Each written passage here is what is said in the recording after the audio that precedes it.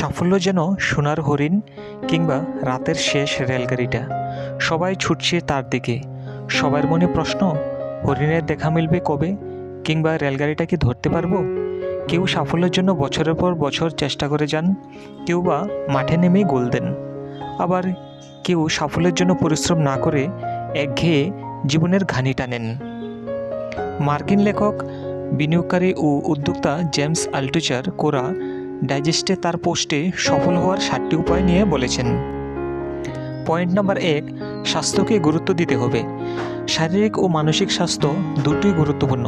স্বাস্থ্যের সঙ্গে কিন্তু আমাদের অভ্যাসগুলো জড়িত। খুব সহজে বদ অভ্যাসে জড়িয়ে পড়া যায়। সু অভ্যাসের জন্য সময় দিতে হয়। সাফল্যের জন্য শরীরের যত্ন নিতে হবে। নিয়মিত ব্যায়াম করতে হবে। বুদ্ধিবৃত্তিক বিষয়ে জোর আনতে হবে। সৃজনশীলতার বিকাশে নজর দিতে হবে। নেতিবাচক মানুষ ও পরিবেশ এড়িয়ে চলতে হবে। সব কিছুই আজকের বিষয়। ভবিষ্যৎ কিংবা অতীত বলে তেমন কিছু নেই। বিষয়টি আপেক্ষিক। সাফল্যের জন্য আপনাকে আজ কাজ করতে হবে। আজ যদি কাজ ভালো করেন তাহলে কিন্তু দারুণ একটি ভবিষ্যৎ অপেক্ষা করছে আপনার জন্য। আর যদি আজকের দিনটিতে আপনি কোনো কাজই না করেন তাহলে কিন্তু আগামীকাল বলবেন, আমার অতীতটা তেমন ভালো কাটেনি। চেষ্টা করুন প্রতিদিন, প্রতি মুহূর্ত নিজের জন্য কাজ করতে। কাজের সঙ্গে সঙ্গে পরিবার ও নিজের উন্নতির জন্য ঘড়িতে সময় রাখার দিকেও খেয়াল রাখতে হবে। প্রতিদিন 1% হলেও নিজেকে বদলে ফেলার চেষ্টা করতে হবে। হ্যাঁ না বলুন ভেবেচিন্তে। সফল ব্যক্তিরা হ্যাঁ না বলেন ভেবেচিন্তে। বুদ্ধিবৃত্তিক কিংবা সৃজনশীল যে কোনো সুযোগ মিললে হ্যাঁ বলুন। আনন্দ কিংবা মনন বিকাশ হতে পারে এমন কাজকে সবসময় হ্যাঁ বলা শিখুন। সরলভাবে ভাবুন শিখুন। সব কিছুকে সাধারণভাবে ভাবতে শিখুন।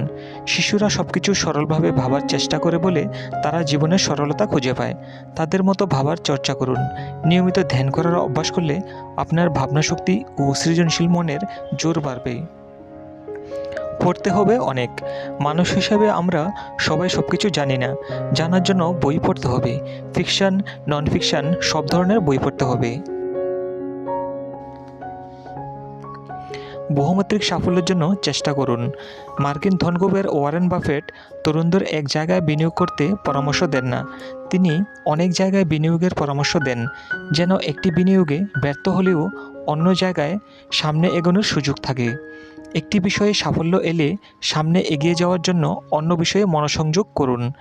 আমেরিকায় মিলিয়নিয়াররা কমপক্ষে 5টি বিভিন্ন রকমের সূত্র থেকে অর্থ আয় করেন। আপনি কর্মজীবনে সাফল্যের জন্য চেষ্টা করে যাচ্ছেন, অথচ উচ্চশিক্ষার সুযোগ থাকলেও পড়ছেন না, কিংবা আপনার লেখালেখির শখকে মাটি চাপা দিয়ে রেখেছেন। সফল যাদের আমরা উদাহরণ হিসাবে দেখি তারা কিন্তু কখনোই একটি বিষয়ে আটকে থাকেননি। ভয় বনাম জড়তা। আপনি সবার সামনে কথা বলতে ভয় পান, আবার যা বলতে চান তা ঠিকমতো বলতে পারেন না। সফল ব্যক্তিরা নিজের ভয়কে জয় করতে সামনে এগিয়ে যাওয়ার চেষ্টা করেন। আপনি যে বিষয়ে ভয় পান সেই বিষয়টিকে ভয় হিসাবে মনে করলে আজীবনই তা আপনার জন্য জড়তা। ভয় কাটিয়ে জড়তা এড়িয়ে সামনের দিকে এগিয়ে যাওয়ার চেষ্টা করুন। ভিডিওটি দেখার জন্য ধন্যবাদ।